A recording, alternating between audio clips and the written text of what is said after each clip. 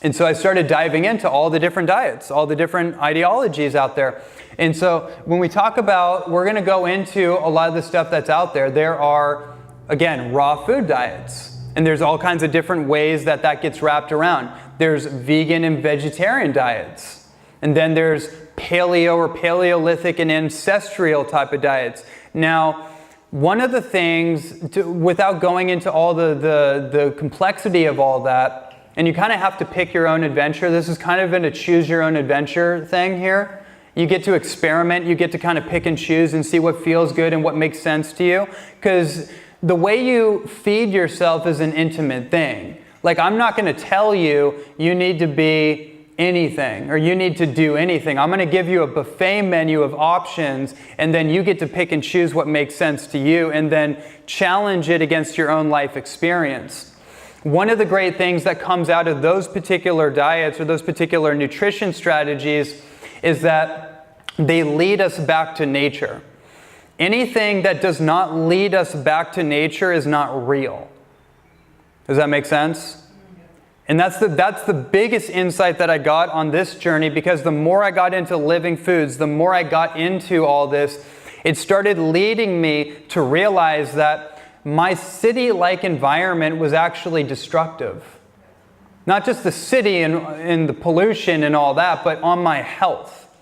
Like, I'm convinced beyond a shadow of a doubt that the city is the most dangerous place that you can be in. It's unnatural. And it's basically this insulation environment that insulates you from the real environment. Right? And that's probably why everyone here found themselves here in Hawaii. Right? Raw food is what got me here.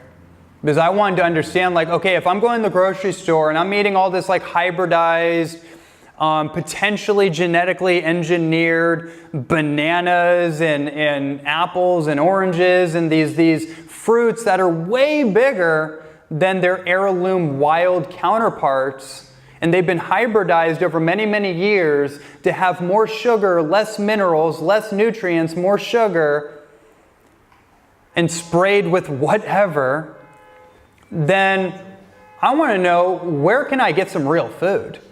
Where can I actually get some real stuff? So then I started studying permaculture and agriculture, and I was like, wow, like there's a whole bunch of stuff going on in Hawaii and places like Costa Rica, and it seems like they actually have some real food. So then I just got on a plane and then went to the Big Island and then had an amazing, I mean, that's a whole other thing. I'm not going to digress. But let's get back to demystifying the diets here.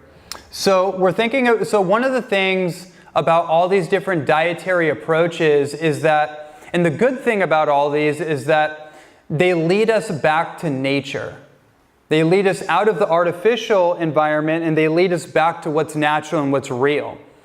And they also lead us away from the food allergies, because one thing I can say for sure, no matter what lifestyle strategy that you are experimenting with, you have to start getting clear on what food allergies you have and also what food addictions that you might have. And when I say food addictions, I'm specifically talking about the foods that you're allergic to, that you may have an addiction to. One of the things we do know in this field is that there is an overwhelming amount of people that have addictions to foods that they're allergic to. Has anyone heard that before? That kind of idea? The things that you have a compulsive, like food habit, whether it's the corn chips or it's the dairy or it's the wheat and the gluten or it's the factory farm meat or it's the sugar, you may actually have an allergy to those foods, because the top 5 food allergies that are pretty much across the board are wheat, dairy, corn, soy, and refined sugar. And then there's subsets of like aflatoxins and peanuts and lectins and legumes, which soy is a legume, and like eggs and different things like that. Those are subcategories of food addictions or food allergies. And there's a phenomenon where people actually are addicted to the things that are causing the biggest immune system reaction inside them. So they're actually in this kind of loop where they're craving certain things, but they're also agitating their system at the same time. Has anyone ever had that kind of experience? And then you realize, like, whoa, like this dairy, this cheese, this milk that I'm consuming. And that's typically the hardest thing to get off. When someone goes onto a plant-based diet, it's typically like, okay, the meat, that, you know, we can get off that. And then the next thing is like the fish. We can start to get off that. The next thing is like the eggs. Okay, we start moving off that. Then the thing that's the hardest is usually the cheese. Because once you know where milk comes from, it's like, whoa, okay, never mind. That tends to be something that's a little easier. But for some reason, the cheese seems to be the hardest for a lot of people. And there's a lot of interesting research that's come out on why that is and the addictive nature of pasteurized and homogenized cheese products. But so the thing is, we could be running a pattern with food that's actually agitating us, where we can't get a clear read on what actually works for us. And the great thing about the raw food movement is that it's an incredible cleansing type of approach. You know, for most people, I don't recommend they do 100% raw food all the time. You got to find your flow with it. I usually like 70, 80%, and then 20, 30% organic cooked foods, whatever those are for you. You figure out what your ratio is for sustainability.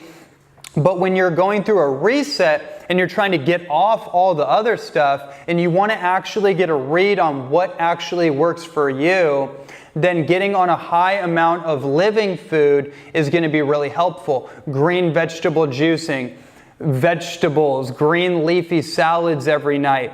Getting into, and I mean, we're blessed on the island. Like it's beyond compare. The avocados here can sustain you forever compared to those little like rinky-dinky Haas avocados that you get in Los Angeles that are half the size, way less oils, and cost twice as much.